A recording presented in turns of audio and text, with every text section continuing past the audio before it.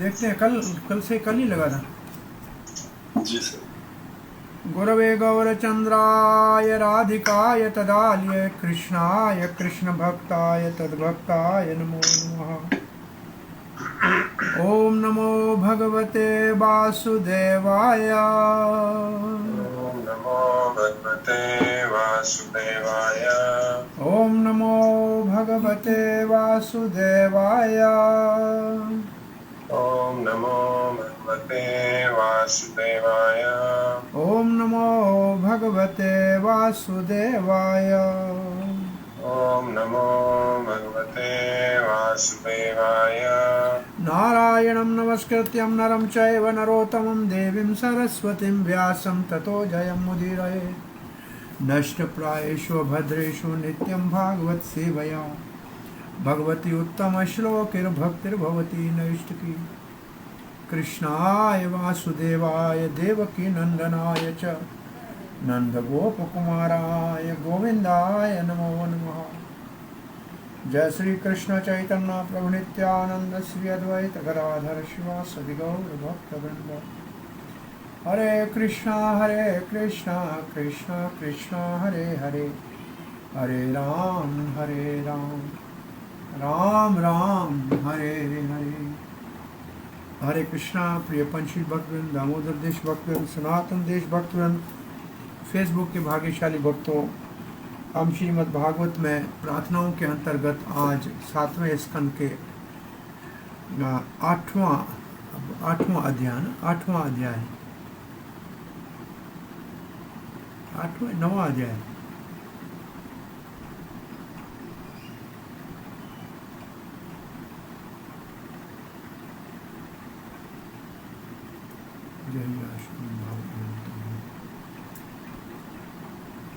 नौवें अध्याय का 8वां श्लोक है ना। हाँ, 9वें अध्याय के 8वें श्लोक से प्रहलाद महाराज की प्रार्थनाओं का रसास्वादन करेंगे। तो कल तक हमने सुना था कि सारे ब्रह्मा शंकर से लेकर सब लोगों के अधिपति भगवान नरसिंह देव जो उग्र रूप में भक्त के ऊपर अत्याचार को हिरण्यकशिपु के द्वारा जो किया गया उसके कारण बहुत क्रोधित थे और सब ने मधुर मधुर प्रार्थनाएं की, परंतु भगवान का क्रोध शांत नहीं हुआ। लक्ष्मी देवी जो भगवान के इस रूप को, वैसे तो भगवान का अपना नरसिंह देव का रूप है, लक्ष्मी नरसिंह का अपना लोक है, परंतु यहाँ भगवान की लीला शक्ति ने ऐसा भ्रमित कर दिया कि लक्ष्मी देवी भी इस अद्भुत रूप को शांत कराने के लिए आगे बढ़ने में असमर्थ जब देखी, तो ब्रह्मा जी ने प्रहलाद महाराज जो छोटा 5 वर्ष का बालक वहाँ खड़ा था उसको कहा, बेटा भगवान आपके लिए अवतार लेकर आए हैं और आपके पिता के कारण क्रोधित हैं, आप इसको शांत कीजिए। असली पिता तो भगवान है, नहीं तो 5 साल का प्रहलाद अपने पिता के मृत्यु के ऊपर तो रोना दुख करना चाहिए था ना। वो बड़ा आश्चर्यचकित सब देख रहा था क्या हो रहा है, परंतु वास्तविक हम सब का पिता तो भगवान है। ये तो हमारा नित्य शाश्वत संबंध है और क्योंकि वो हमारा पिता है इसलिए वो हमारा हमेशा हित करना चाहते हैं। सो प्रहलाद महाराज को जब ब्रह्मा जी ने ऐसे कहा तो प्रहलाद महाराज आगे बढ़ के भगवान नरसिंह देव के चरणों में दंडवत प्रणाम किया। और जैसे प्रहलाद महाराज ने दंडवत प्रणाम किया, नरसिंह देव भगवान बड़े प्रसन्न होकर उसको उठाए, अपने गोद में बिठा दिया और उसके, वैसे यहाँ लिखा है, उसके सर के ऊपर हाथ रखा। श्लोक ये बड़ा अच्छा है, लिखा है नरसिंह देव में भगवान ने क्या किया।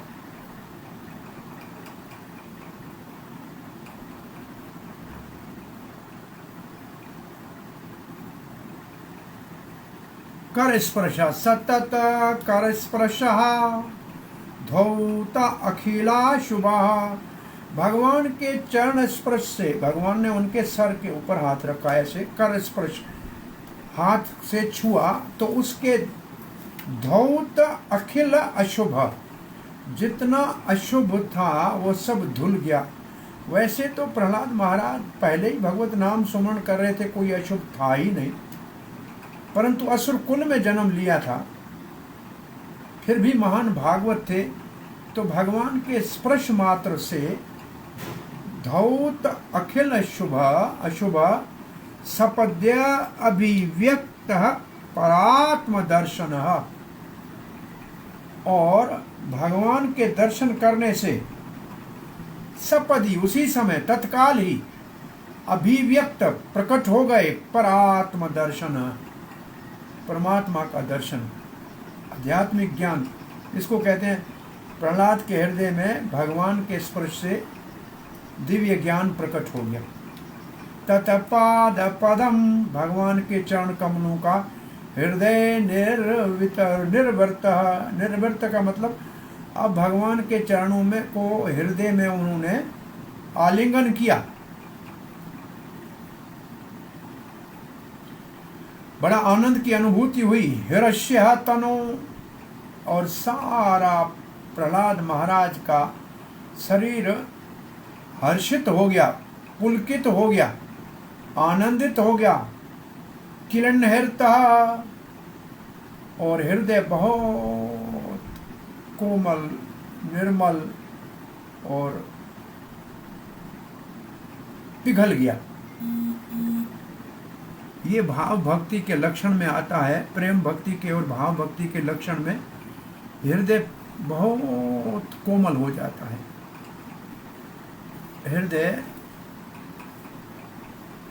पत्थर जैसा हृदय लोगों का होता है, और भगवत प्रेम के आने के ऊपर, भगवत भाव के उदय होने के ऊपर हृदय बहुत सॉफ्ट हो जाता है।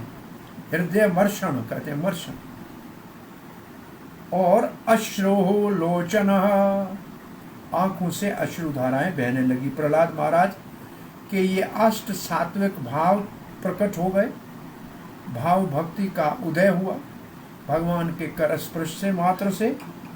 और फिर प्रहलाद जी अस्तौषिद हरिम एकाग्र मनसा सुसमाहित प्रेम गदगदया वाचा तनन्यस्त हृदय क्षण। अस्तौषिद, स्तुति करना। हरिम, हरि की, नरहरि भगवान नरसिंह देव की स्तुति के लिए प्रहलाद महाराज तैयार हुए। एकाग्र मनसा समाहित, मन को एकाग्र किया। प्रेम गदगदया वाचा, और जो वाणी थी प्रेम से गदगद थी।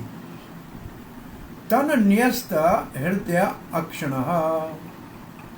और हृदय की आंखों से नरसिंह देव को तत्न्यस्त, तत्न्यस्त का मतलब है उनका शरण लिया। संन्यस्त, तत्सन्यस्त, उनको अपने आप को उनके अर्पण किया। हृदय ईक्षण, और हृदय में, हृदय से और आंख से, आंख से और हृदय से शरणागत हो गए। बड़े ध्यान पूर्वक योग सिद्धि ध्यान अवस्थे तदगते न मनसा पश्यन्ति यम योगिना। तो प्रहलाद महाराज की ऐसी स्थिति हो गई, समाधि लग गई भगवान की। अब प्रार्थना कर रहे हैं प्रहलाद महाराज। श्री प्रहलाद वाच ब्रह्माद्यसुरगणा मुनयो अथ सिद्धा सत्वैकान्तगतयो वचसां प्रवाहि नाराधितं पुर्गुणै अधुनापि पिप्रो किं तो श्रुतुम् अर्हति स मे हरि उग्रजातः। ब्रह्म आदि, ब्रह्मा, शंकर, इंद्र, इतने बड़े बड़े ब्रह्मांड के देवता, सुर गण, मुनि, ये देवता, फिर मुनि, फिर ऋषि, अथ सिद्ध, चारण, सत्व एकांत, ये सारे सत्वगुण में स्थित हैं। ये तो महान है। गतयो वचसाम प्रवाहि, और उनकी वाणी ऐसे प्रवाहित हो रही थी, धारावाहिक, और बड़े सुंदर अद्भुत शब्दों से आपकी प्रार्थना कर रहे थे। नाराधितम पुरगुणै अधुनापि पिप्रु, भगवान फिर भी उनकी इतनी सुंदर स्तुतियों से आप संतुष्ट नहीं हुए। न आराधिता, संतुष्ट नहीं हुए।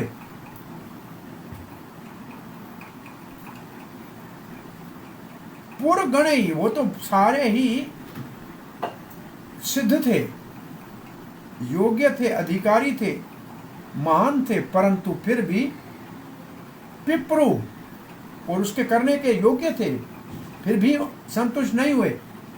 मैं हरि उग्र जाते, मेरा जन्म तो नीच जाति में, मैं असुर कुल में जन्म लिया हूं, मैं कैसे आपको संतुष्ट कर सकता हूं जब इतने बड़े बड़े देवता नहीं कर पाए।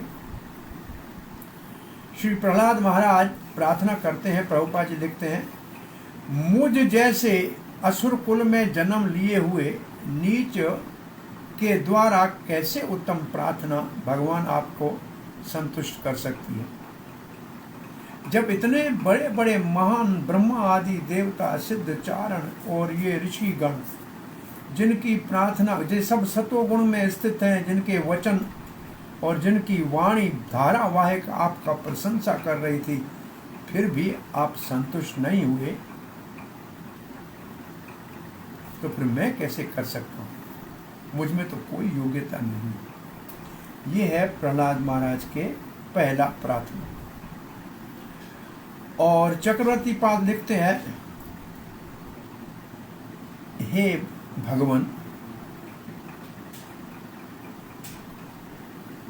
मैंने सुना है, मैंने सुना है नहीं, प्रहलाद कहते हैं, हे नाथ, ये महान भगवान,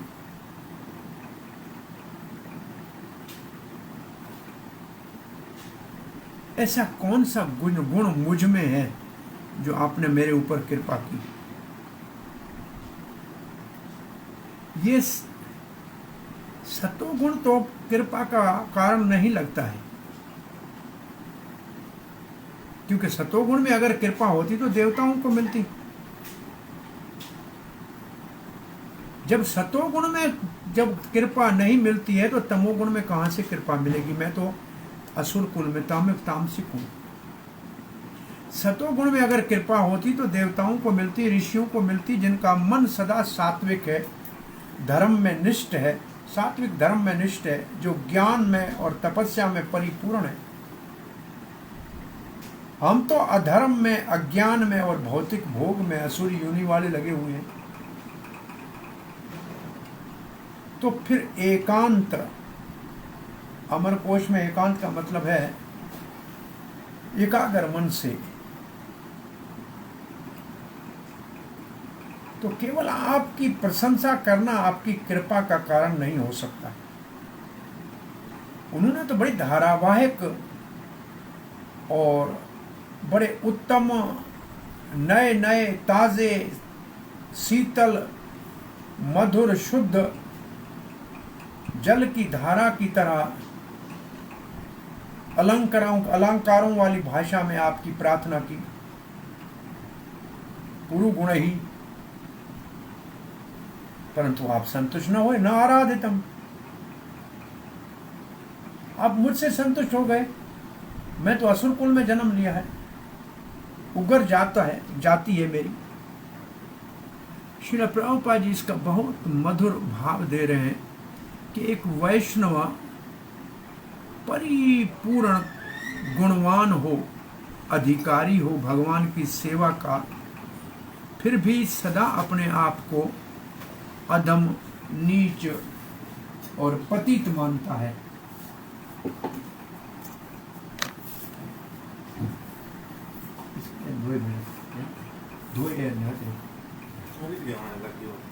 लकड़ी वालों कितने कौन से जो। और प्रभुपाद को कृष्णदास कविराज गोस्वामी का चैतन्य चरितमृत में ये शब्द याद आए, जिन्होंने बहुत अद्भुत चैतन्य महाप्रभु की लीला चैतन्य चरित अमृत लिखा है। वो अपने आप को कहते हैं, जगाई माधाई है ते मोई ते सा पापिष्ट। मैं तो जगाई माधाई से भी ज्यादा पापी हूँ। पूरी शेर कीट है ते मोई ते लागिष्ट। मैं तो विष्टा के कीड़े से भी नीच हूँ। अब इतना बड़ा महान जिसके कविराज की उपाधि जीव गोस्वामी आदि ने दी और जिनका चैतन्य चरितमृत उत्तम कोटि की रचना महाप्रभु के गुणगान की है, वो अपने आप को निम्र भाव से ऐसे कह रहे हैं।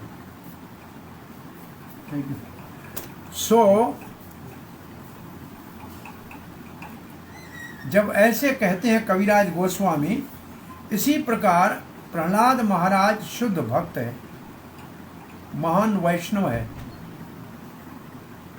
परंतु अपने आप को भगवान को प्रार्थना करने में अनधिकारी और असमर्थ मान रहा है। महाजनो ये न गतस्स पंथा। तो जो भी परम वैष्णव होता है और वैष्णव मार्ग के ऊपर चलने वाला होता है, ये ना पहले गर्म कर दे,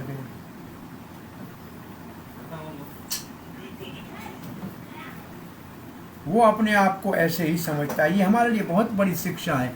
अपने आप को महान समझना वैष्णव के लिए बड़ा हानिकार है। इसलिए वैष्णव को सदा ही निम्र भाव में रहना चाहिए। तब चैतन्य महाप्रभु की ये शिक्षा तृणाद अपि सुनिचेन तरोरपि सहिष्णो न अमानी न मान देन कीर्तन्य सदा हरि। श्री प्रभुपाद जी के एक गुरु भाई थे,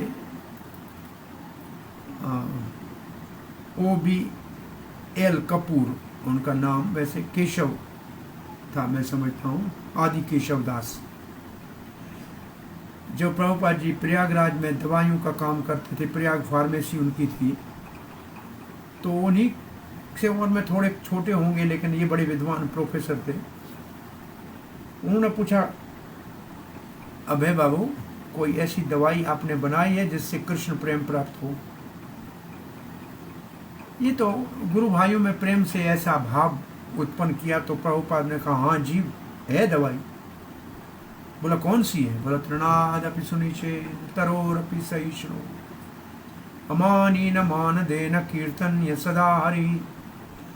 जो गली में गिरे हुए घास के तिनके से भी अधिक अपने आप को निम्र और वृक्ष से ज्यादा सहनशील, सबको सम्मान देने वाला और अपने अमान की अभिलाषा न रखे, वो सदा हरि कीर्तन कर सकता है और भगवान के प्रेम को प्राप्त कर सकता है। ये बात तो समाप्त हो गई। कोई 30 साल के बाद जब प्रभुपाद जी अमेरिका में इस्कॉन की स्थापना करके वापस आए और वृंदावन में फिर मिले जब उसको आदि केशव प्रभु, तो कहा कि स्वामी आपकी दवाई आपने खाई और इसका चमत्कार अब दुनिया देख रही। तो ये वो दवाई है जिस भक्त के, और कहते हैं गौड़ीय वैष्णव को, भगवान चैतन्य महाप्रभु के अनुयायी वैष्णव को, गौर गोविंद के अनुयायियों को ये कंठहार की तरह माला पहन के रखना चाहिए। ये हमारा असल में भगवान की सेवा के लिए मंगल सूत्र है। ये मंगल भी है और ये सूत्र वो है जो हमारे को भगवान के प्रेम में बांध देगा और भगवान को इस प्रेम में बांध देगा। तभी हमारा वास्तव में नाम जपना या कीर्तन करना सफल होगा। ऐसे जिसकी मन की अवस्था हो, निम्रता और सहनशीलता का भाव हो, सबके लिए सम्मान और अपने लिए कोई मान की अभिलाषा न हो, तो वो निरंतर भगवत नाम लेगा। वो शुद्ध नाम होगा और वो शुद्ध नाम भगवान को आकर्षित करेगा और भगवत प्रेम को प्राप्त करेगा। तो पर जब तक कोई अपने आप को निम्र नहीं बना लेता है, आध्यात्मिक उन्नति बहुत कठिन है। इस रास्ते में निम्रता ही सबसे बड़ा गुण है, सबसे बड़ा शक्तिशाली साधन है। तो ये निम्रता बहुत महत्वपूर्ण है जीवन में। अहंकार के विपरीत है। अहंकार पतन का कारण है और निम्रता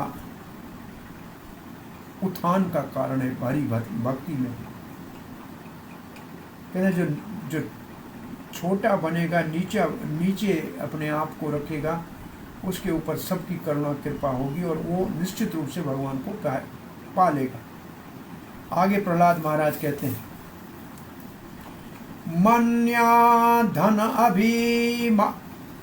मन्ये धनाभिजन रूप तपश्रौत ओजस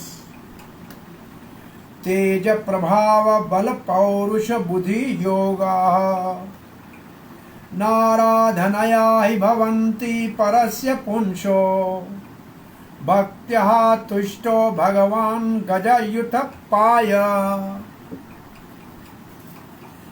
गजयुथ पाय, गजयुथ पाय का मतलब हाथियों का राजा गजेंद्र। हाथी था, जड़ था। उसने भक्ति से आपको भगवान तुष्ट कर दिया, संतुष्ट कर दिया। इसका अर्थ है मन्य, मैं ये मानता हूं। ये साधु संतों की मान्यता है। धन अभिजन, कितना भी धन हो या उच्च कुल में जन्म हो, रूप सुंदर हो या बड़ी तपस्या की हो, श्रुतई बहुत बड़ा वेद पाठ पढ़ा हो, श्रुतई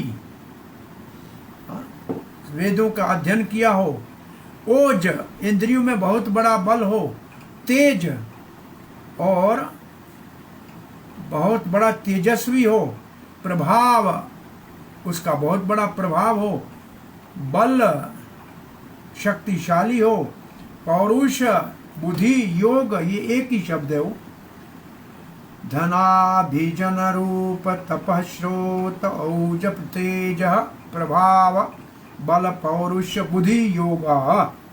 और बुद्धि और योग का अभ्यास जिसके द्वारा 8 सिद्धियां मिलती हैं,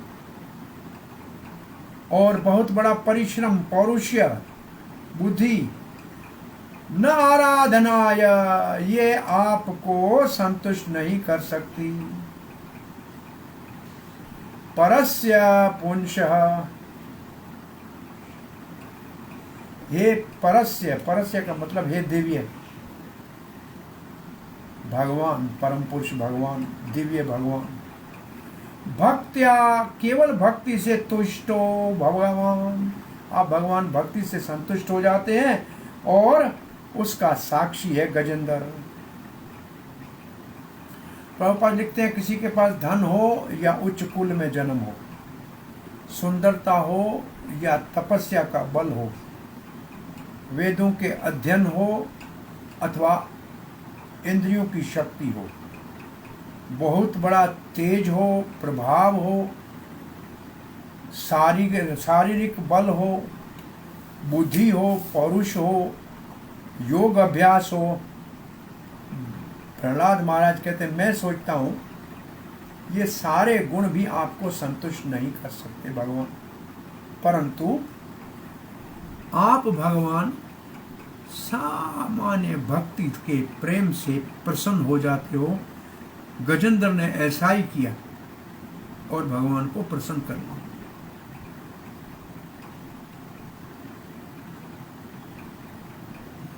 कर्म ज्ञान अश, पौरुष का अर्थ है कर्म, ज्ञान तो ज्ञान है और अश योग है, अष्टांग योग। इसका मतलब कर्म ज्ञान योग ये सब साधन और बुद्धि और शारीरिक बल और ये सब जो पढ़े, ये भगवान आपको संतुष्ट नहीं कर सकते। आप तो गजेंद्र की भक्ति से संतुष्ट हो गए। भगवान आपको ये सारे गुण हो और वो सब आपको अर्पण भी करें, आप संतुष्ट नहीं होते। ये सब चीजें आपकी संतुष्टि और प्रसन्नता का कारण नहीं हो सकती। तो भगवान पूछते हैं, फिर मैं कैसे संतुष्ट होता हूं? केवल एकमात्र भक्ति से संतुष्ट होते हो।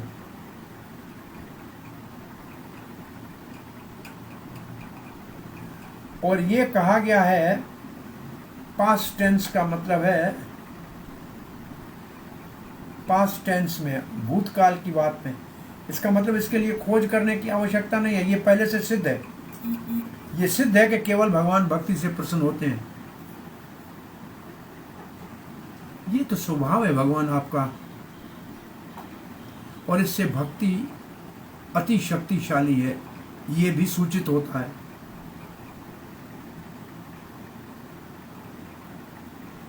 और फिर कहते हैं मुझ में इनमें से एक भी गुण नहीं है, परंतु मेरे गुरुदेव नारद जी की कृपा से थोड़ी सी भक्ति की रति मात्र मुझ में है, और इसी के कारण आप लगता है कि संतुष्ट हुए हो और शांत हुए हो। प्रभुपाद कहते भौतिक कोई भी गुण भगवान की संतुष्टि का कारण नहीं बन सकता, क्योंकि भगवान भौतिक है ही नहीं, तो भौतिक गुणों से क्या करेंगे। यहां तक कि कर्म, ज्ञान, योग भी भौतिक है। ये सतोगुण की वृत्ति है। सतोगुण तो 3 प्रकृति के गुणों के अंतर्गत आता है, तो ये भी भौतिक हो गया। तो कोई भी भौतिक गुण भगवान को, जो तीनों गुणों से परे हैं, उनको प्रसन्न नहीं कर सकता। और प्रभुपाद जी कहते हैं भगवद गीता में भगवान लिखते हैं केवल भक्ति के द्वारा ही भगवान को जाना जा सकता है। भक्त्या माम अभिजानाति या वांछास्मि तत्वतः।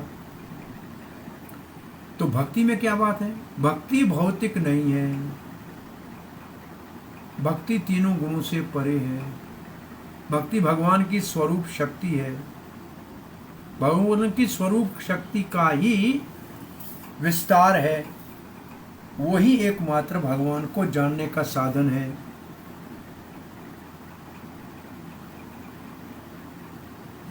भक्त की सेवा से भगवान प्रसन्न होते हैं और अपने आप को प्रकाशित करते। नाम प्रकाश सर्वस्य योग माया समावृता।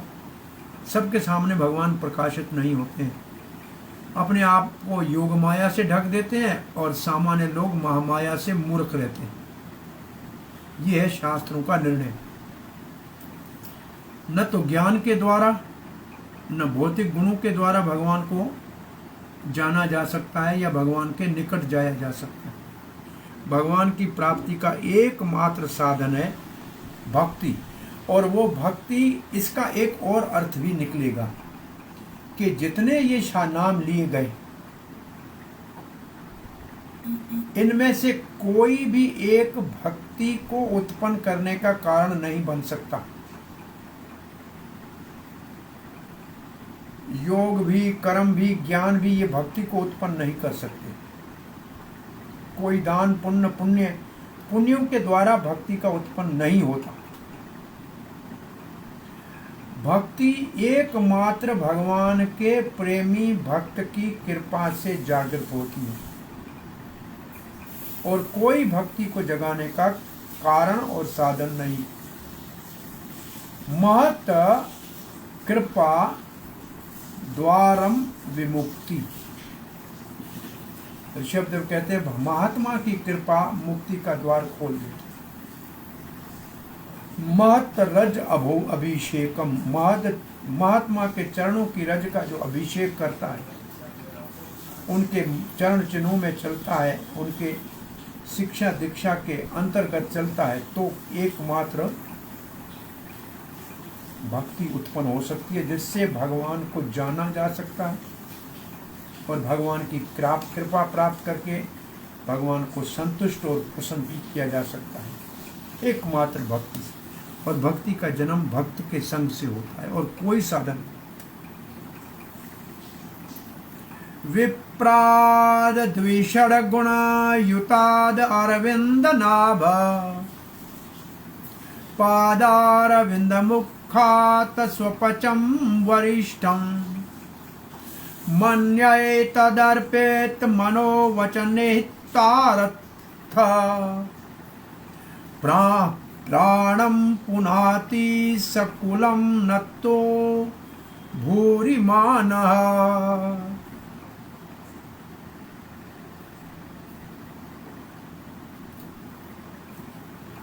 विप्राद ब्राह्मण, विप्र कहते हैं जो वेदज्ञ ब्राह्मण हो, जो शास्त्रों को जानता है। द्विषट गुण, जिसमें 12 गुण होते हैं। द्वि मतलब 2, छठ मतलब 10, 10 दुने 12 गुण। जो वेदज्ञ ब्राह्मण 12 गुणों में संपन्न है, युताद का मतलब संपन्न। अरविंद नाभ भगवान का नाम है, कमल नाभ, अरविंद कमल को कहते हैं। पदारविंद आपके चरण कमलों से विमुखा, परंतु आपके चरण कमलों से विमुख हो। द्वि छठ गुण संपन्न विप्र, 12 गुणों से युक्त ब्राह्मण। भगवान कमल नाभ आपके चरण कमलों से बेमुख हो। स्वपचम वरिष्ठम, कुत्ता खाने वाला कोई चंडाल भी फिर वरिष्ठ महान हो जाएगा। कब? मन्य तदार्पित मनो वचना, जिसने अपना मन और वचन भगवान मन्य मैं मानता हूं, तदार्पित मनो वचने हितारथ, उसने ये सब कुछ आपके चरणों में अर्पित कर दिया है, शरणागत है आपके चरणों में। मन से ध्यान करता है, वचन से आपका गुणगान करता है। यह और जो चेष्टा करता है, प्रयास करता है, अर्थ जो उसका धन है, प्राणम और उसका जीवन है, पुनाति पवित्र हो जाता है। ऐसा भक्त कुलम, जिस कुल में जन्म लेता है, भूरिमान, भले उसका कुल वो समझे कि मैं बड़े उच्च कुल ब्राह्मण में जन्म लिया हूं, ये उसकी सोच गलत है। प्रभुपाद लिखते हो कोई ब्राह्मण है और उसमें 12 गुण है, जैसे शास्त्र में लिखा है, ये सनात सुजात नाम के शास्त्र में 12 गुण ब्राह्मण के लिखे हैं, परंतु वो भगवान का भक्त नहीं है, भगवान के चरण कमलों से, और कमलनाभ भगवान के प्रति उसे बेमुख है, कोई श्रद्धा नहीं है। तो फिर वो चंडाल से भी नीच है जो कुत्ता खाता है। कुत्ता खाने वाले चंडाल से नीचे, कुत्ता भी खाता नहीं है, परंतु उसने वो सब छोड़ के भगवान के चरण कमलों में अपने मन को, वचन को, क्रिया को, धन को, जीवन को अर्पण कर दिया है। ऐसा स्वपच भक्त भी महान है उस ब्राह्मण से, क्योंकि उसकी भक्ति ने उसको कुल को पवित्र कर लिया। परंतु ब्राह्मण अपने आप को नाम का उच्च कुल का समझता है, परंतु वो पवित्र नहीं हुआ। प्रहलाद कहता, महाराज कहते, मैं मानता हूं चंडाल को, जिसने अपना सर्वस्व मन, कर्म, वचन, धन, जीवन परम पुरुष भगवान को अर्पण किया है, वो उस ब्राह्मण से महान है जो 12 गुणों में प्रवीण और संपन्न है, परंतु भगवान के चरण कमलों की सेवा से बेमुख है। उस चंडाल ने अपने कुल को पवित्र किया भगवान को अर्पण कर कर, और उस उच्च कुल के ब्राह्मण अपने आप को भी पवित्र न कर पाया। और आगे क्या कहूं, प्रहलाद महाराज कहता है,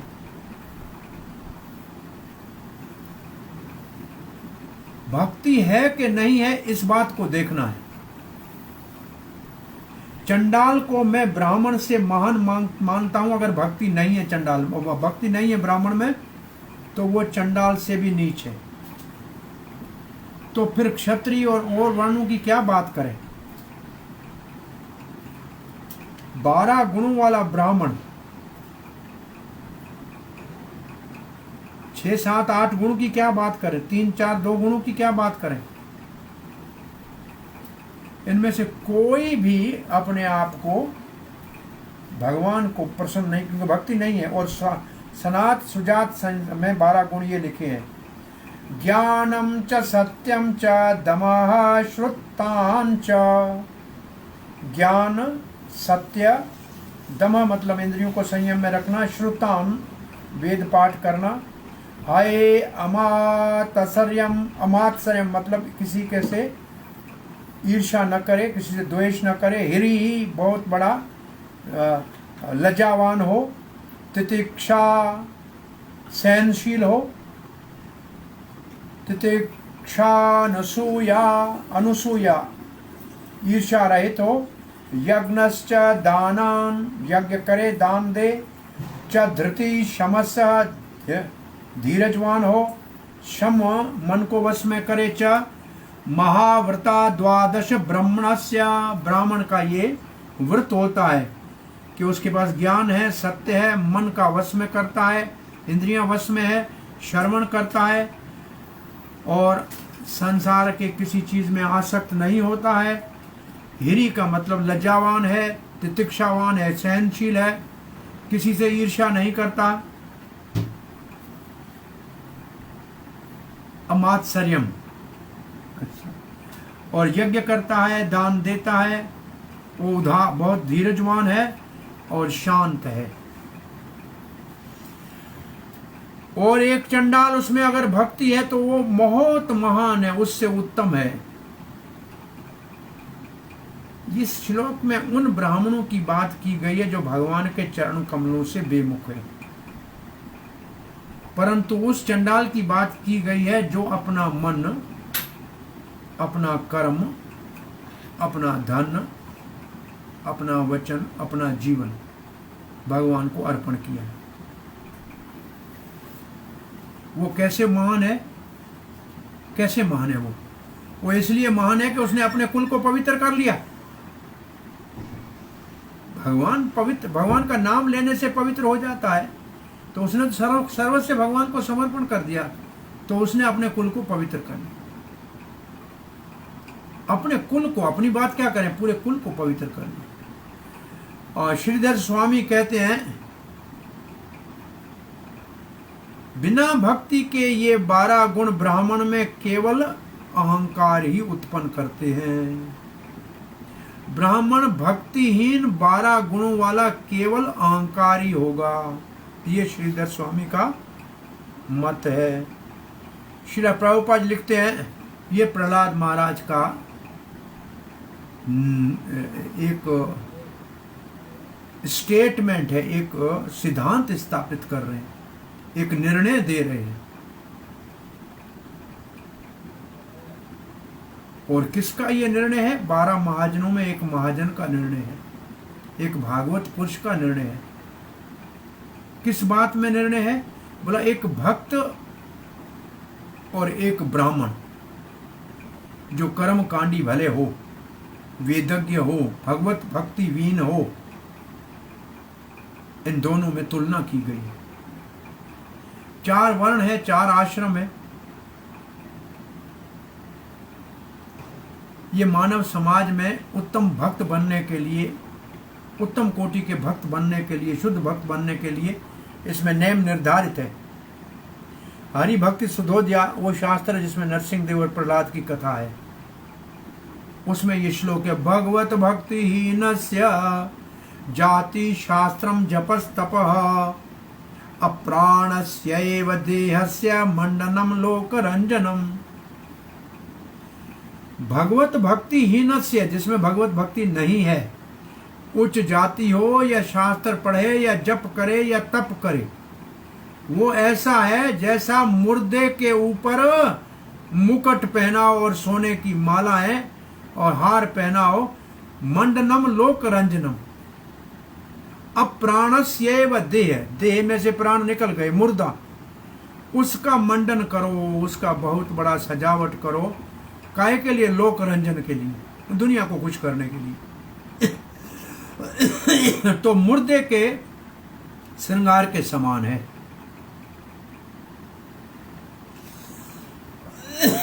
प्रभुपाद जी लिखते हैं कि ये चाहे ब्राह्मण हो, क्षत्रिय हो या वैश्य हो, उच्च कुल में जन्म लिया हो, परंतु भगवत भक्ति वीन हो,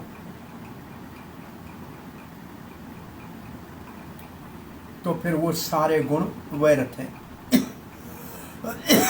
कौन से गुण? जाति, शास्त्र, तप, जप सब बेकार। ये तो शव के श्रृंगार के बराबर है। इस श्लोक में प्रहलाद महाराज विप्र कह रहा है।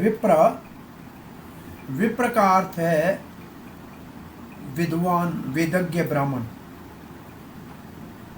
ब्राह्मणों में विद्वान वेदज्ञ ब्राह्मण महान है।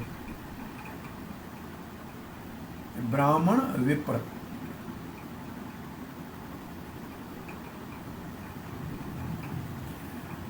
वेदज्ञ ब्राह्मण ब्राह्मणों में महान है।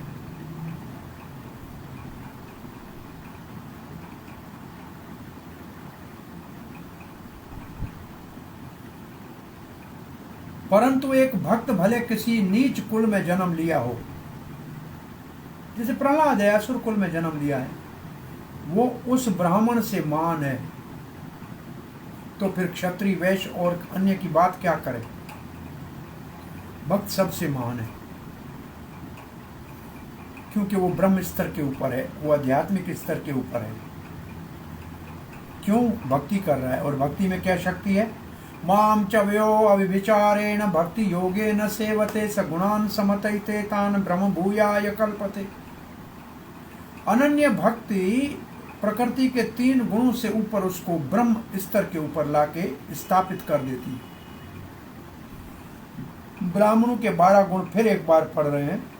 ज्ञानम च सत्यम च दमः श्रुतम च हाय अमात्स्यम हि तितिक्षानुसूया यज्ञश्च दानम च धृति शमश्च महाव्रता 12 ब्राह्मणस्य। प्रभुपाद जी ने इसका अर्थ न लिखकर सीधा कहा, हमारे कृष्ण भावना भावित जो अमेरिका के या यूरोप के भक्त हैं, उनको ब्राह्मण के रूप में स्वीकार किया जाता है। परंतु जो जाति ब्राह्मण हैं, उनको बड़ी ईर्ष्या होती है कि एक ऐसे ब्राह्मण बन गए। वैसे एक बहुत बड़ा उच्च स्तर का ऑफिसर वृंदावन में मंदिर अपना देखने आया, तो कहा हमने वृंदावन के सब मंदिरों में देखा है, सब जगह तो ब्राह्मण ही पूजा करते हैं, आपका एक मंदिर है जिसके अंदर हमको देखता है कि सभी जन्म से जाति किसी का भी है वो पूजा कर रहा है। ये हमको बड़ा अच्छा और आश्चर्यजनक लगा। तो प्रभुपाद जी का यहाँ कहना ये है, ये ईर्ष्या करते हैं। किससे? जाति ब्राह्मण ईर्ष्या करते हैं भक्ति के द्वारा ब्राह्मणों के गुण अर्जन करने वाले पाश्चात्य देशों में जन्म लिए हुए, जो अपने आप को अभी तक भी पाश्चात्य देशों में निम्र भाव से कहते हैं हम तो यवन थे, हम तो कहते हैं कि मलेच्छ थे, वेद के चारण आश्रम से बाहर थे, परंतु एक महान भक्त के संग से हमारे जीवन में परिवर्तन आ गया और उन्होंने ब्राह्मण जैसा वेशभूषा पहनना शुरू किया, जनेऊ डाला, गायत्री का जप करना शुरू कर दिया, भगवान की उपासना, गले में गोवर्धन की शिला लेके घूमते हैं, सालंग्राम की घर में पूजा करते हैं। और हम तो ऐसे 90% से ज़्यादा ब्राह्मणों को जानते हैं जिनका घर में ब्राह्मण के जन्म हुआ है, न तो ब्राह्मण का वेशभूषा है, न तो जनेऊ है, न चोटी है, और न ही घर में कोई भगवान की पूजा उपासना होती है। तो फिर उन ब्राह्मणों से तो ये महान हुए ही ना। और प्रहलाद महाराज इसका उत्तर दे रहा है, ऐसे ईर्ष्यालुओं को उत्तर दे रहा है जो ब्राह्मण कुल में जन्म लिया और उस कुल के अहंकार के कारण वो अपने कुल को पवित्र न कर पाया, अपने आप को भी पवित्र न कर पाया। परंतु एक चंडाल नीच जाति में जन्म लेने वाला भक्त है और जिसने पूर्ण भगवान की मन कर्म वचन से शरणागति कर ले ली है, उसने अपने को नहीं परंतु अपने कुल को पवित्र कर लिया।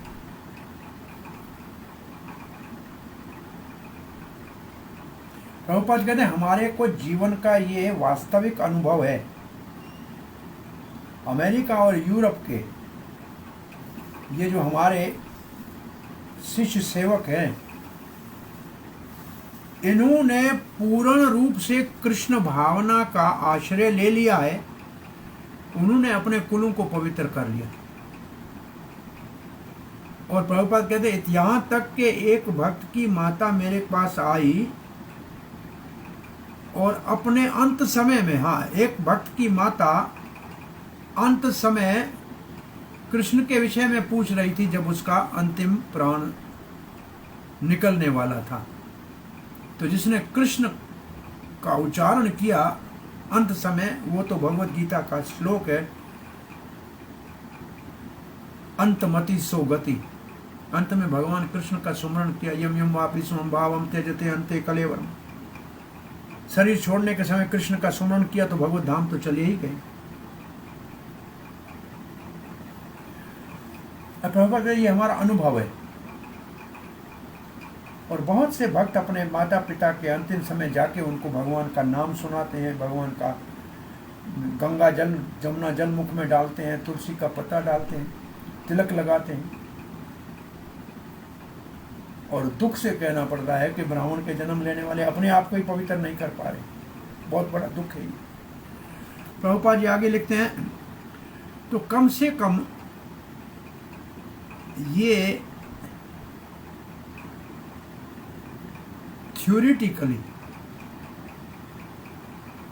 भले अभ्यास में इतना नहीं दिखाई दे, पर कम से कम ऐसा तो मानना चाहिए कि भगवान का भक्त अपने परिवार की उत्तम सेवा करता है, अंत समय भगवान की स्मृति दिला देता है। केवल अपने परिवार को नहीं, अपने समाज को, अपने देश को, सबके लिए उत्तम कल्याणकारी कार्य करता है। ये मूर्ख हैं जो कहते हैं कि ये भक्त जो है बेकार है, नाकारा है, काम नहीं कर सकते हैं, काम चोर हैं।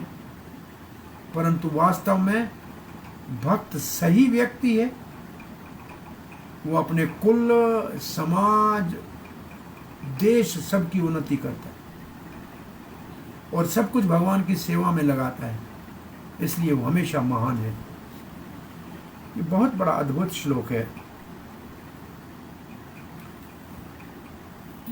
नैवात्मनः प्रभु अयं निज लाभ पूर्णो मानं जनात् अविदुष्य करुणो वृणीते यद्यजनो भगवते विदधीत मानं तच्चात्मने प्रतिमुखस्य यथा मुख श्रीः।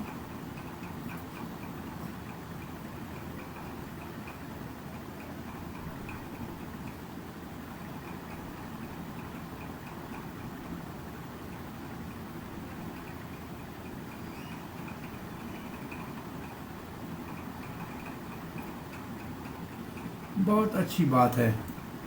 नैवात्मन प्रभु अयम निज लाभ पूर्णो मानम जनाद अविदुष्य करुणो वृणीते। अगर हम भगवान जो परिपूर्ण है, निज लाभ पूर्ण, भगवान को कहीं से कुछ चाहिए नहीं, परिपूर्ण है। अगर कोई भक्त भगवान को कुछ अर्पण करता है, नैवामान प्रभु अयम, कुछ अर्पण करता है, तो जनाद अविदुष्य करुण, भगवान अगर उसको ग्रहण करता है तो ये उसकी करुणा है, भगवान को चाहिए नहीं। हम क्या भगवान को देंगे जो उसके पास कमी है, पूरी होगी, परंतु वो हमारी चीज को स्वीकार करते हैं, ये उनकी कृपा है।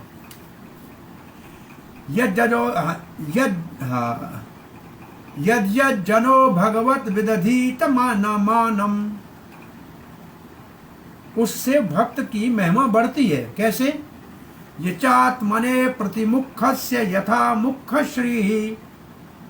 अगर अपने मुख के ऊपर अच्छा श्रृंगार किया है तो आईने में अच्छा ही दिखाई देगा। आईना हमको अच्छा नहीं करता है, हमारे मुख में जो श्रृंगार है वही हमको अच्छा दिखाता है। तो भगवान करुणा करके जब हमारी सेवा स्वीकार करते हैं तो फिर हमारा दिया हुआ हमको सुख देता है या शोभायमान देता है। परम पुरुष भगवान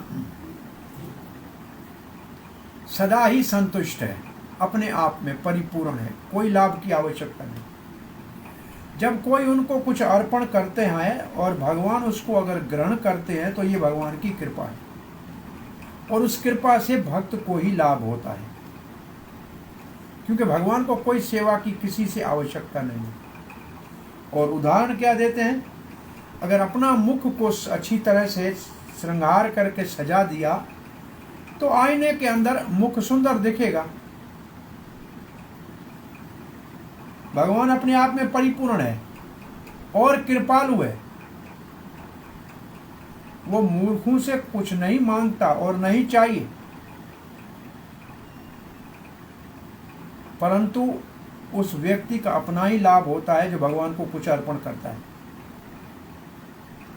जो भगवान को देते हैं उसका अपना ही लाभ है। अपना मुख को सुंदर रखो तो देखने में सुंदर आएगा आईने में। और ये हम तो वास्तव में जीवन में जानते हैं, अनुभव से जानते हैं। भगवान को देते तो मानो कि आप संसारी भाषा में बोलें कि भगवान को देते 10 रुपये हैं तो शाम को भगवान 1000 रुपये वापस लौटा देते हैं। तो देने का लाभ उधर ही मिलता है। अब इसीलिए भगवान को देते हैं, ये तो हमारा उद्देश्य नहीं है कहने का, परंतु एक जीवन में हमने अनुभव कर लिया कि रोज भगवान के दर्शन करने जाना है तो भगवान की प्रणामी में कुछ डालने का नियम बनाना है। जो श्रद्धा और सामर्थ्य हो वो डालना है। उस दिन भुवनेश्वर की जो हमारे 40 साल से राधा श्याम सुंदर कृष्ण बलराम गौर निताय के रसोई में भोजन पाक की सेवा करते थे, उसके लिए कह रहे थे कि उनके माता पिता के देहांत के ऊपर जो धन था जो उसके हिस्से में आया, किसी ने बोला कि आधा प्रभुपाद जी को दे दो। उसने कहा मैं गृहस्थी थोड़ी हूँ, आधा क्यों, पूरा दे देता हूँ। और उसने कहा मैंने पूरा दे दिया प्रभुपाद को। और फिर उसने कहा कि मैं उस दिन से आज तक किसी चीज का अभाव मेरे जीवन में अनुभव हुआ ही नहीं। मैंने दे दिया और उसके बाद किसी चीज की कमी तो मेरे जीवन में कभी मैंने अनुभव नहीं की, महसूस ही नहीं की। तो भगवान को दिया हुआ वापस लौट के 1000 गुना आपके पास ही आएगा। ये श्लोक का भाव। लाभ आपका है, देते हो तो आपका लाभ है, भगवान को नहीं चाहिए, भगवान तो परिपूर्ण है। तो हमने ये नियम बनाया कि ये इतना तो मर्यादा, ये पुराने नबी प्रभुपाद ने एक तात्पर्य लिखा है भक्ति रसामृत सिंधु में कि मंदिर के अंदर कोई खाली हाथ नहीं जाता। साधु के पास, मंदिर के पास, वैद्य के पास, राजा के पास ऐसे नियम है, परंतु मंदिर में चाहे तो मुट्ठी भर चावल ले जाए, मौसम का फल ले जाए, ऋतु फल ले जाए। और हम देखते हैं ये पुरानी परंपराएं आज भी। वो पंजाबी बाग मंदिर में जाएं तो लोग बहुत सी चीज़ें, दूध, फल, ये लाके भगवान को अर्पण करते हैं। और जो ऐसे भगवान को अर्पण करता है उसके घर में कभी किसी चीज़ की कमी हो ये संभव नहीं हो सकता। ये बात बहुत बड़ी है। असल में ये अभ्यास में अगर जीवन में किसी के आ जाए तो जीवन धन्य हो जाए। आज का समय यहाँ, कल इनका तात्पर्य कल पढ़ेंगे। आपका कोई प्रश्न जिज्ञासा है तो पूछ लीजिए। हरे कृष्ण।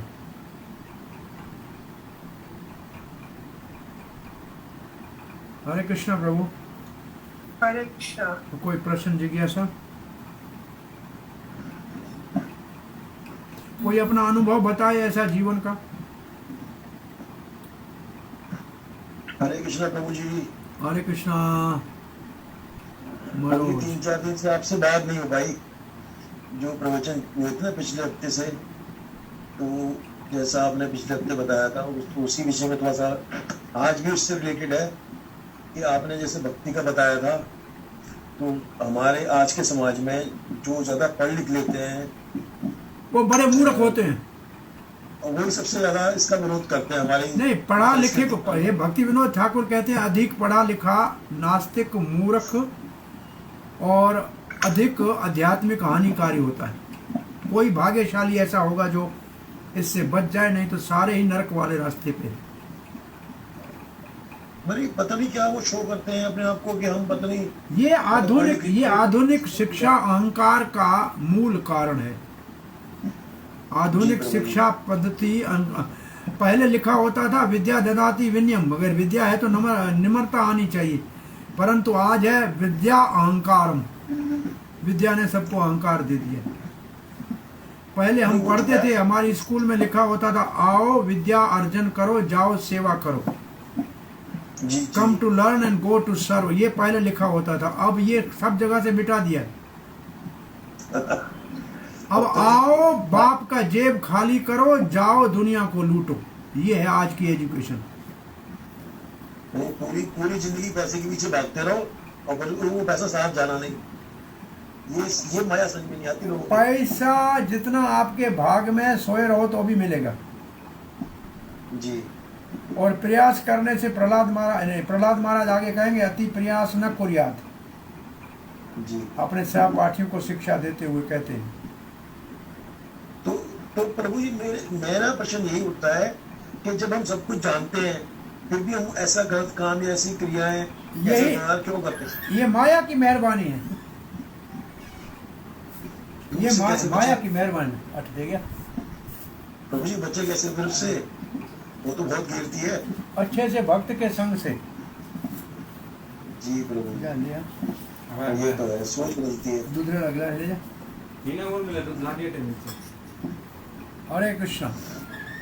हरे कृष्णा प्रभु जी। इसके लिए असल में इससे बचने के लिए आज मैं ब्रह्मचारियों को पढ़ा रहा था, उसमें आया था कि द्वंद्वों से बचना चाहिए। सारे संसार द्वंद्वों में कब से पड़ा है, मोह में कब से पड़ा है? बोला जब से सृष्टि हुई है। बोला कितने पढ़े हैं? बोला सब पढ़े हैं। बोला किससे पढ़े? बोला इच्छा द्वेष से पढ़े हैं। उससे क्या हुआ? बोला द्वंद्व हुए, मेरा तेरा हुआ, अपमान मान हुआ। तो हमने पूछा सारे ब्रह्मचारियों को, बोला आपको लगता है कि आपका मान अपना? बोला हाँ लगता है। अगर ये लगता है तो फिर हम इतने सालों से भक्ति कर रहे हैं, इनसे अभी तक ऊपर क्यों नहीं उठे? जी। इसका मतलब ये नहीं है कि इच्छा द्वेष चली जाएगी, ये तो रहेगी क्योंकि ये स्वभाव में है, परंतु अब इच्छा होनी चाहिए भगवान की सेवा की। द्वेष होना चाहिए, जो भक्तों का और भगवान से द्वेष करते हैं उनसे दूर रहना चाहिए। हर एक चीज काम क्रोध लोभ मोह मद मत्सर इन सब का भगवान के सेवा में लगाने के लिए विधि विधान है। ये नाश नहीं हो सकते, इनको सही रास्ते में डालना पड़ेगा।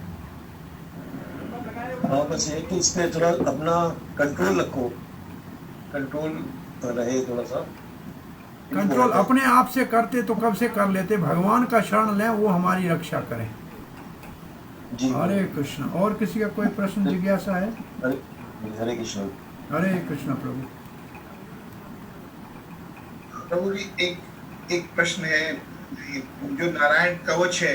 पूछा। हाँ अशोक जी, नारायण कवच है छठे स्कंद में। हाँ जी, छठे स्कंद में जी। प्रभु इसमें पूरा डिटेल से बताया गया है कि जब देवताओं ने जो है विष्णु रूपा को आई थिंक अपना गुरु मान लिया, हाँ जी, तो उन्होंने फिर उनको नारायण कवच का ये पूरा ज्ञान दिया। हाँ जी, हाँ जी। उसमें पूरा डिटेल है जो 12 अक्षर का है और उसके बाद 6 अक्षर का है, ओम नमः भगवते वासुदेव। और ये किसी आज के समय में, पहले ये ब्राह्मण लोग करते थे क्योंकि उसमें पूरा डिटेल से दिया हुआ है।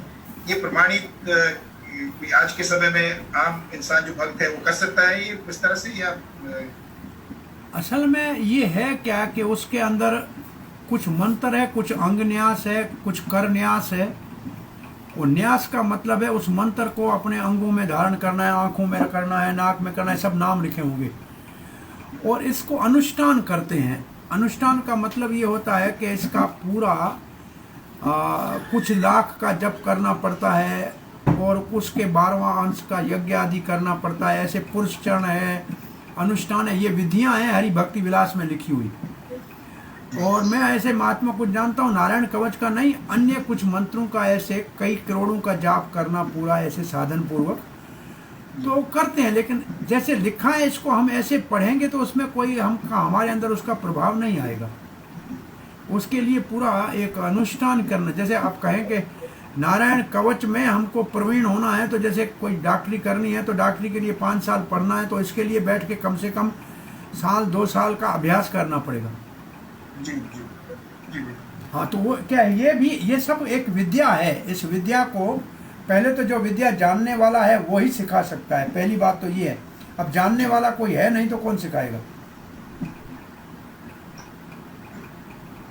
ये विद्या है, परंतु इसको जैसे बहुत से आयुर्वेद का है, सब चीज़ें खत्म हो गई, अब जानने वाले रहे नहीं, बेचारे काम चला रहे। तो ऐसे बहुत सी विद्याएं हमारे पास थी जो लुप्त होती जा रही हैं, उसमें से ये भी एक विद्या है। ये कवच है, जैसे नारायण कवच है, ऐसे नरसिंह कवच आज भी भक्त पढ़ते हैं अपनी रक्षा। मैं तो आपको बताया होगा एक दिन, और जब आप नरसिंह कवच पढ़ रहे थे, वो हम जब पाकिस्तान में थे, जब वहाँ के हालात ख़राब थे तो रोज़ नरसिंह कवच पढ़ते थे। ये तो 89 में मैं अमेरिका गया था, तब से ये प्रिंटेड मेरे को मिला था, तब से मैं पढ़ रहा था। बहुत पढ़ा इसको, परंतु है कि ये पढ़ना अपनी जगह पे है, लेकिन ये सिद्ध नहीं है। जैसे हम ये मंत्र भी जपते हैं ना, हरे कृष्णा, ये भी जब कम से कम 12 लाख 50 कितना इतना जप पूरा होता है, जब तब जाके सिद्धि होती है, सिद्ध होते हैं मंत्र। तो हर मंत्र की सिद्धि का भी कोई विधि विधान है। हाँ जी, हरे कृष्ण जी प्रभु, हरे कृष्ण। धन्यवाद, हरे कृष्ण। हाँ जी, मेरा प्रश्न है, पीछे हम श्लोकों में पढ़ के गए किन्नर वो आचार्य किन्नर के जो बाकी हैं वो भगवान की स्तुति कर रहे हैं। हाँ जी, तो किन्नर लोग जो किन्नर की डेफिनेशन क्या है? जैसे यहाँ पर बहुत ही जगत में किन्नर को मानते हैं कि वो जैसे किसी का जन्म होता है या विवाह हुआ तो किन्नर। वैसे किन्नर लोक है एक, जहाँ वहाँ किन्नर रहते हैं, यहाँ भी किन्नर हैं, उनको फकीर कहते हैं। वो न पुरुष है न स्त्री है, उनको यहाँ किन्नर कहते हैं।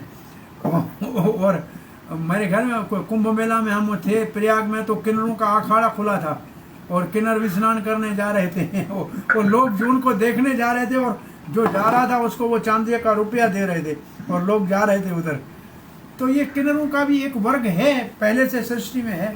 तो इनका अपना कोई लोक होगा किन्नर लोक का, मेरे को मालूम नहीं है इसका ज़्यादा कि कहाँ लोक है और किसको किन्नर कहते हैं। गंधर्व, किन्नर, सिद्ध, चारण, ये 4-5 नाम हैं जो हमारे से ऊपर के लोकों वाले हैं, जो गायन आदि का काम करते हैं। ये किन्नर तो कह रहे हैं कि हम सभाओं में जाके आपका गाते थे। नहीं, किन्नरों की प्रार्थना में क्या था, हम आपके सेवक हैं, ये हमसे सेवा ले रहा था। ये क्या था, पालकी उठा रहा था, क्या ये था, कोई और था?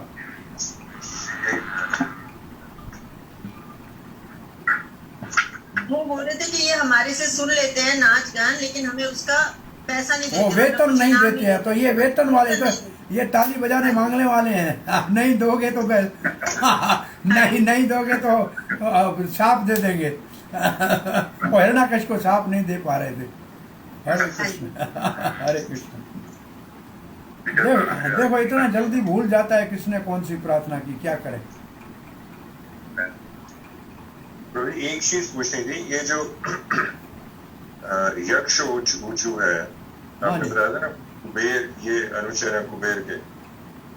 हाँ जी, ये यक्ष कुबेर का, यक्ष कुबेर के हुए। हाँ, तो उसकी ट्रांसलेशन में दिया है कि we are considered the best servants of your lordship. ये थोड़ा समझ नहीं आया था कि वो कैसे कह रहे हैं कि we are considered the best servants of your. यक्ष भगवान की विशेष तो कुबेर है, जो भगवान का, जो देवताओं का कोषाध्यक्ष है, और हम आपके मुख्य सेवक हैं। और जैसे जैसे इसमें ध्वनित हो रहा है कि भगवान की पालकी आलकी उठाने का काम उनसे होता है, उसकी जगह पे अब वो हिरण्याकश उनसे पालकी उठवा रहा था, ऐसे लग रहा है। जो कथा के शब्दों से ध्वनित ऐसे हो रहा है कि यक्षों के द्वारा भगवान की मानो के कहीं पूजा पालकी उठाना ऐसे होता है। जैसे आज भी बद्रिक आश्रम में वो कुबेर का एक यक्ष कुबेर बैठा हुआ है आश्रम के अंदर। वो अपने अल्टर के ऊपर कुबेर जी को विराजमान करके रखा हुआ है। तो मुख्य सेवक के रूप में है कि भगवान को कहीं ले जाना है तो ले जाएगा या क्या, ऐसा उनकी सेवा, भगवान की विशेष सेवा में रहते हैं, ऐसा लग रहा है। ध्वनित ये हो रहा है क्योंकि उसके कुबेर के साथ पालकी वाला है, यक्ष में पालकी वाली बात है। अच्छा जी, ऐसे भगवान के उत्सव होते हैं, उसमें यक्ष आगे बढ़ के भगवान की पालकी हो या उनको सामान हो, चमरवादी ऐसे उठाने की सेवा करते होंगे, तो मुख्य सेवक हुए। अब मैं जो जानता, चारण का था, पालकी जो उठाते हैं चारण, वो चारण थे। जी प्रभु जी। और यक्षों को यक्ष क्या कह रहे थे, वो चारण थे। ये क्या थे? ये प्रभु जी अभी बता रहे थे आपको। हम आपके मुख्य सेवक हैं और ये हमको हमारी सेवा में लगाया, पालकी फिर तो इसका नहीं, कोई पालकी के ही हैं, पैलेंक्विन कैरियर्स हैं। अब ये पहले मुझे तो पहले को याद आ रहा है। जी ठीक है प्रभु जी, हाँ जी। पालकी के ही हैं, ठीक है। अरे ये जो भगवान के बाहर निकाल दे सके, खास कुछ होते हैं सेवक भगवान के जो हर एक काम करने के लिए होंगे, तो यक्षों की कोई विशेष पालकी आदि की सेवा होगी। अच्छा, उस चीज में निपुण है, मतलब ये कहने का मतलब है। भगवान हम उसी आपकी विशेष सेवा में रखते हैं, वो सेवा आपके बजाय हम हिरण्यकशिपु कर रहे थे। तो इसमें कोई बुराई नहीं है, भगवान के भक्त है, वो विजय की जय की सेवा कर रहे थे, भगवान प्रसन्न थे उससे। कोई कहने भले थे असुर लेकिन थे तो भक्त ही। प्रार्थना तो सही माना में सिर्फ विष्णु दूतों ने की, लास्ट वाले जो। वो सही प्रार्थना थी कि आपने कृपा की, आपके ही वो अनुचर थे और शाप के कारण आए थे, आपने उनके ऊपर करुणा की, ये बहुत आपका। तो उन्होंने स्पष्ट कर दिया सब कुछ। चलो जी, हरे कृष्णा। कैसे सब ठीक है? दिल्ली में शांति है? शांति है।